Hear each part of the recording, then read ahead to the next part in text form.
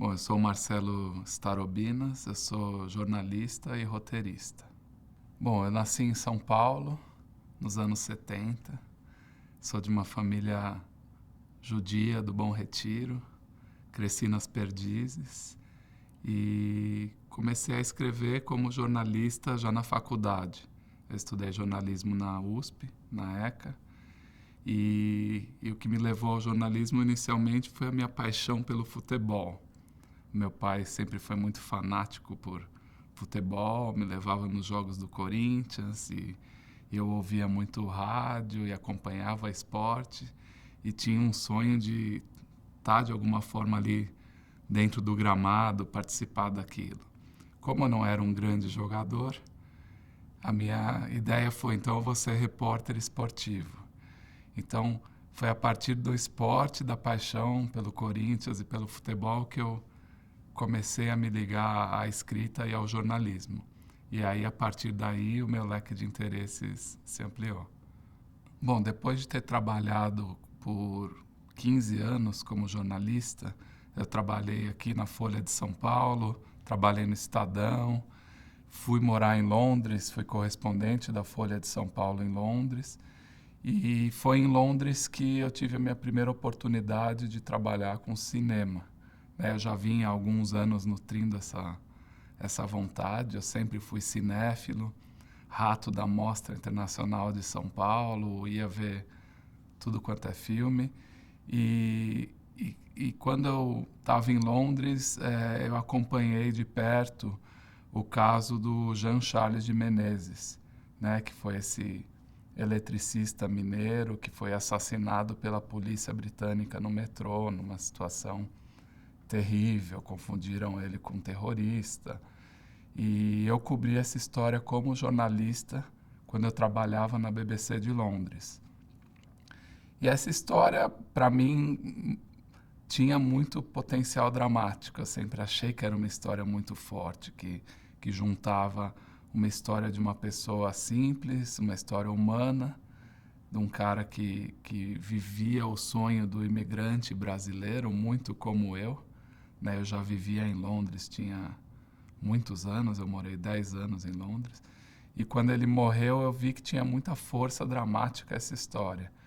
Então, quando eu soube que o Henrique Goldman, que é um diretor brasileiro baseado em Londres, estava desenvolvendo um projeto de ficção com base na história do Jean Charles de Menezes, eu fui à procura dele e me apresentei como um colaborador. A gente já se conhecia de Londres e eu fui procurá-lo e ver se ele tinha interesse. Então, a partir daí, nós começamos a pesquisar junto a história do Jean Charles. Foi uma pesquisa bastante jornalística inicialmente, era sair a campo e encontrar, entrevistar todos os parentes, todos os amigos, todo mundo que de alguma forma teve contato com o personagem. Só que era diferente porque eu tinha que exercitar uma escuta distinta. Não era mais a escuta do jornalista que sai para a rua com uma hora de fechamento e um determinado número de linhas na página para cumprir e voltar correndo e escrever. Era uma saída para escutar com tempo, uma saída para escutar a psicologia de cada um dos que estavam envolvidos naquela história, o que estava mais por dentro, o que é que move essas pessoas. E isso me fascinou, todo esse processo de pesquisa do roteiro do Jean Charles.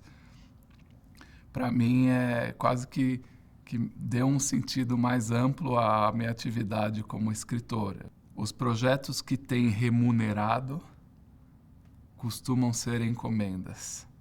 Eu sinto que é muito difícil você, como um roteirista independente, conseguir emplacar aquele seu projeto do coração. Mas o que não me impede de sonhar. Então, eu tenho pelo menos uns 4, 5 projetos de série, de longa-metragem que eu venho escrevendo há muitos anos. Eu recentemente fiz um mestrado em cinema na Columbia University em Nova York, que foi uma oportunidade de eu me afastar do dia a dia do trabalho e me dedicar aos meus projetos. Então, naquele período eu levantei alguns tratamentos de roteiro de longas e de série. E eles estão em gestação. Então, digamos que eu tenho os meus filhos mais meus que estão ali ocupando o hard drive do meu computador, pastas e mais pastas do Dropbox com nomes de cada projeto e pesquisas e tratamentos distintos e argumentos que eu mando para editais, que eu tento me conectar ora com um produtor, ora com um diretor, para ver se isso sai só da minha cabeça e do meu sonho e vira filme ou série, né? Mas esses projetos, eles costumam ser mais lentos e demorados para virar. Então, para você poder pagar as contas como roteirista, você também tem que sair ao mercado e conhecer quem está precisando de roteirista para projetos que já estão financiados ou que já foram vendidos para uma televisão. E aí você entra como um roteirista contratado e faz o trabalho que te pedem. Fazer audiovisual no Brasil é difícil, sempre foi e continua sendo, porque exige muita dedicação, exige que você conheça as pessoas que possam te ajudar no caminho da realização, envolve levantar recursos que são difíceis de levantar, eles existem, mas são difíceis e tomam tempo, e que, infelizmente, ainda paga muito pouco, né? Então, assim, é um trabalho que toma uma dedicação enorme e integral e que, na maioria dos casos, não remunera o suficiente para você viver daquilo. Então, nesse sentido, eu digo que é difícil. Mas, assim, tendo vindo da Inglaterra e dos Estados Unidos, onde eu pude acompanhar o cenário da realização local, eu vejo que o Brasil oferece mais oportunidades do que lá fora. Por quê? Porque nós temos um volume enorme de recursos incentivados do governo que entram nas obras de ficção, de cinema e de televisão.